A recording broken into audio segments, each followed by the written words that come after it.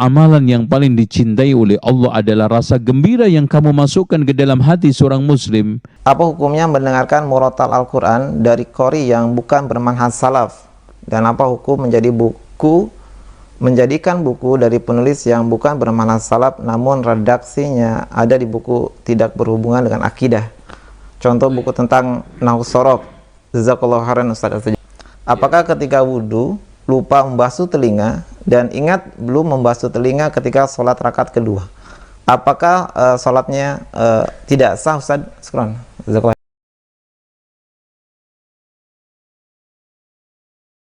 Assalamualaikum Ustaz. Saya hamba Allah, saya mau bertanya, saya mempunyai hutang kepada teman saya, tapi teman saya sekarang sudah mengikhlaskan dan membiarkannya, saya tidak usah membayarnya. Apakah saya masih wajib membayarnya Ustaz kepada teman saya? Kalau teman saya sudah mengikhlaskan dan membiarkan, saya tidak usah bayar. Mohon penjelasan Ustaz. Jazakallahu khairan. Kalau ada orang yang punya hutang, kemudian pemilik uang sudah membebaskan, maka tidak ada kewajiban untuk mengembalikan. Bahkan orang tersebut akan diberikan oleh Allah satu hadiah yang besar, apa? Dimaafkan oleh Allah Subhanahu wa taala.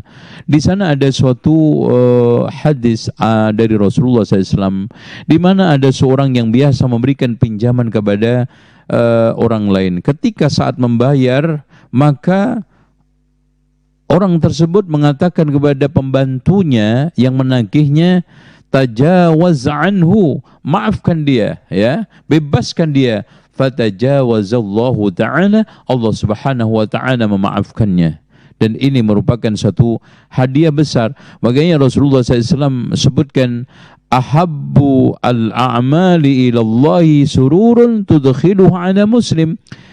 Sesuatu amalan yang paling dicintai oleh Allah adalah rasa gembira yang kamu masukkan ke dalam hati seorang muslim. Di antaranya adalah ju'an tadruduhum, ya, lapar yang kita hilangkan, hutang yang kita bayarkan, dan kesulitan yang kita singkirkan darinya. Itu semua mendatangkan kebaikan dan kegembiraan. Wallahu a'lam bishawab. Ya, alhamdulillah, kami ucapkan jazakallahu khairan kepada Ustaz yang telah memberikan jawaban yang sangat bermanfaat sekali. Ini ada soalnya ada pertanyaan lagi Ustaz dari Ahsan TV. Bismillah. Apa Ustaz mau bertanya, apa hukumnya mendengarkan murotal Al-Quran dari qori yang bukan bermanhaj salaf? Dan apa hukum menjadikan buku dari penulis yang bukan bermanhaj salaf namun redaksinya ada di buku tidak berhubungan dengan akidah? Contoh buku tentang Nahwu Shorof. Jazakallahu khairan Ustaz atas jawabannya. Baik. Soal masalah mendengarkan murattal itu kita tidak dianjurkan. Bagaimana keabsahan dan juga kesahihan akidah dan manhaj pembacanya.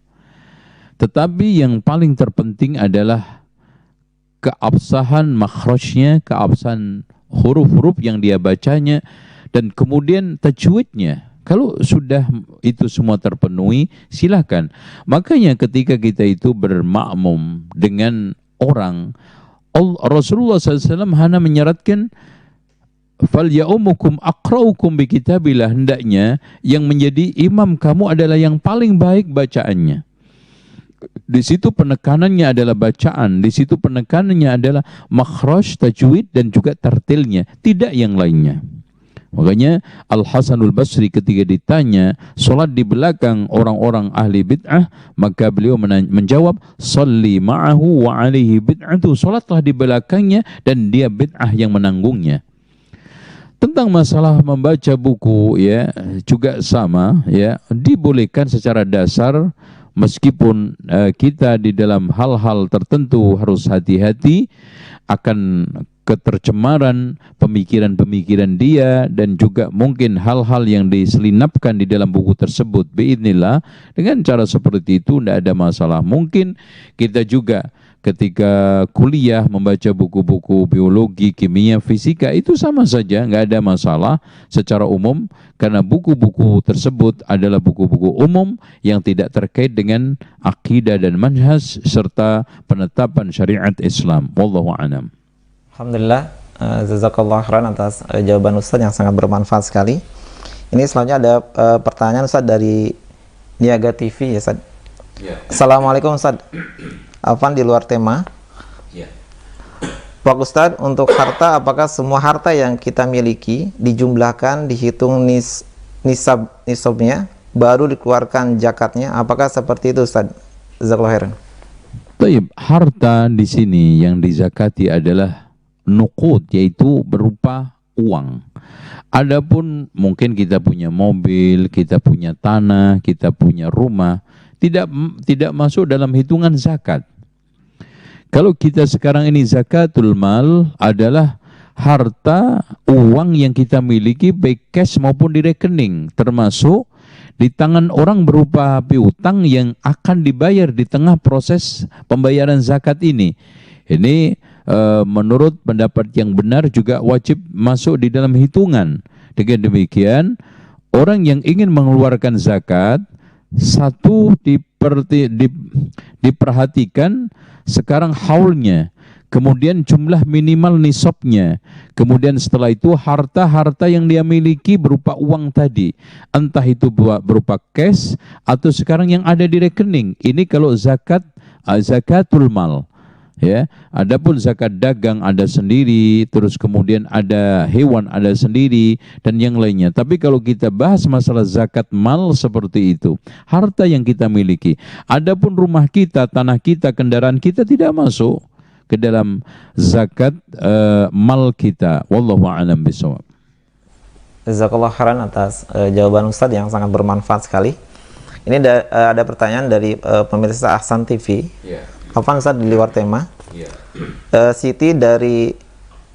Siti di Kalimantan Barat. Assalamualaikum Ustaz. Apakah ketika wudhu lupa membasuh telinga dan ingat belum membasuh telinga ketika sholat rakaat kedua, apakah sholatnya tidak sah Ustaz? Syukran. Jazakallahu khairan. Baik. Membasuh telinga itu adalah bagian daripada kewajiban wudhu, ya. Karena itu termasuk bagian daripada wajah, ya. Oleh karena itu, siapa yang lupa tidak membasuh kemudian ingat di tengah sholat, maka dia harus mengulangi sholatnya. Ingat di tengah atau setelah sholat, maka dia harus mengulangi sholatnya. Kenapa? Karena dia telah sholat tidak sesuai dengan syaratnya. Karena syarat sholat itu wudu, dan wudu dianggap sah ketika membasuh anggota-anggota yang ada. Sementara dia tidak membasuh telinga, maka dia di sini dianjurkan untuk mengulangi, ya, termasuk mengusap kepala, famsahu biru'usikum, ya. Itu masuk semuanya, oleh karena itu harus mengulanginya. Wallahu a'lam. Ya. Alhamdulillah, jazakallahu khairan Ustaz atas jawabannya, sangat bermanfaat sekali. Ini ada pertanyaan dari grup. Assalamualaikum Ustaz. Ya, Ana mau bertanya, tapi di luar tema. Apakah perempuan yang sedang haid boleh memegang Al-Quran Ustaz? Jazakallahu khairan. Wanita yang sedang haid itu tidak dibolehkan untuk memegang mushaf. Adapun membaca boleh. Dalilnya membaca, tidak ada larangan secara nas orang yang membaca Al-Quran itu dianjurkan untuk suci. Rasulullah SAW ketika junub, imam mandi sebelum tidur atau setelah tidur. Kalau sebelum tidur berarti setelah tidur berarti Rasulullah SAW tidur dalam keadaan junub, dan itu membaca doa. Di antara doa tidur adalah Al-Quran. Kemudian di sana ada hadis juga, semua rata-rata adalah dhaif kalau tidak maudhu. Adapun memegang, Rasulullah SAW menegaskan, la yamassul Qur'ana illa tahirun, tidak boleh menyentuh mushaf kecuali yang suci, dan maksudnya suci ini adalah tidak junub, tidak haid, tidak nifas, ya. Dan hadis ini disahihkan oleh Syekh Al-Albani di dalam kitab Irwaul Ghalil. Oleh karena itu, orang yang haid, nifas, junub boleh membaca Al-Quran tapi tidak memegang. Caranya sekarang alhamdulillah Allah mudahkan. Dengan apa? Dengan kita membaca lewat Quran yang ada di HP. Karena menurut pendapat yang sahih, Quran yang ada di HP ini tidak termasuk mushaf. Jadi tidak termasuk mushaf, sehingga seorang dalam keadaan haid, nifas, junub boleh membaca dari HP, ya, dari aplikasi tersebut, ya. Wallahu a'lam bishawab. Alhamdulillah, jazakallahu khairan pada Ustaz yang telah memberikan jawaban yang sangat bermanfaat. Ini ada pertanyaan dari pemirsa Ahsan TV. Assalamualaikum Ustaz. Waalaikumsalam warahmatullahi wabarakatuh. Ini dari Asis Saputra di Sulawesi Selatan, ingin bertanya, hukum musik dan lagu haram menurut ajaran Islam. Bagaimana dengan agama Kristen dan agama lainnya? Justru musik dan lagu bagian dari ibadah. Bagaimana tanggapannya Ustaz? Jazakallahu khairan. Ya, pertama kita harus mengurusi agama kita dulu. Dan kita sekarang ini dudukkan pandangan agama kita terhadap musik. Kalau sekarang agama lain, kita telah tegas memberikan satu penegasan bahwa walan tardha ankal yahudu walan nasara hatta tattabi'a millatahum. Ya, tidak akan bisa ketemu, ya. Qul ya ayyuhal kafirun la a'budu ma ta'budun. Antara muslim dengan kafir itu sudah berbeda tempat, berbeda jarak. Bahkan disuruh kita tegas menegaskan Qul ya ayyuhal kafirun la a'budu ma ta'budun. Itu Islam. Dengan demikian, di dalam pandangan Islam, dan itu yang diperintahkan oleh Allah Subhanahu wa taala kepada kita sebagai seorang muslim, kita harus ikut bahwa musik itu haram berdasarkan nas Al-Qur'an dan Sunnah. Di antaranya adalah sabda Rasulullah SAW, sayakunu fi ummati aqwamun yastahilluna al-hirra wal harir wal khamra wal ma'azif. Wallahu a'lam bishawab. Alhamdulillah, jazakallahu khairan Ustaz atas jawaban yang sangat bermanfaat. Ini ada pertanyaan dari pemirsa Hasil TV. Assalamualaikum Ustaz. Waalaikumsalam.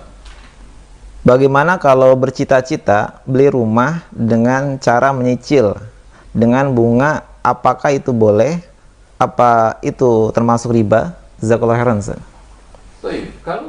Saya ingin tanya dulu, bermuamalah dengan bank mana? Kalau bank konvensional, tidak ada perbedaan di antara para ulama bahwa itu adalah riba. Kalau bank syariah, kita sekarang tanya dulu bagaimana kinerja syariahnya. Kalau memang sesuai dengan dalil dari Al-Quran dan Sunnah, maka dibolehkan. Intinya jual beli itu ada tiga. Ada barang dulu, ada uang dulu, barangnya nanti. Itu namanya inden. Ada uang, ada barang, itu namanya cash. Ada barang, uangnya nanti, itu namanya kredit. Jadi orang bertransaksi di dalam jual beli itu bisa inden, bisa cash, bisa kredit. Silahkan, ya. Soal sekarang ini unsur kita di dalam mencicil tadi itu ada leasingnya, kemudian jatuh ke riba, itu adalah bahasan lain. Intinya kita di dalam kredit itu dibolehkan asalkan barang yang kita jual itu ada. Kemudian setelah itu ketika nanti ada keterlambatan, kita tidak dikenakan denda karena ada unsur bai'ul kali bil kali, bai'ud daini bid dain, menjual utang dengan utang, maka tidak boleh. Kalau itu semua sudah terpenuhi, maka sistem kredit tersebut dibolehkan. Wallahu a'lam bishawab.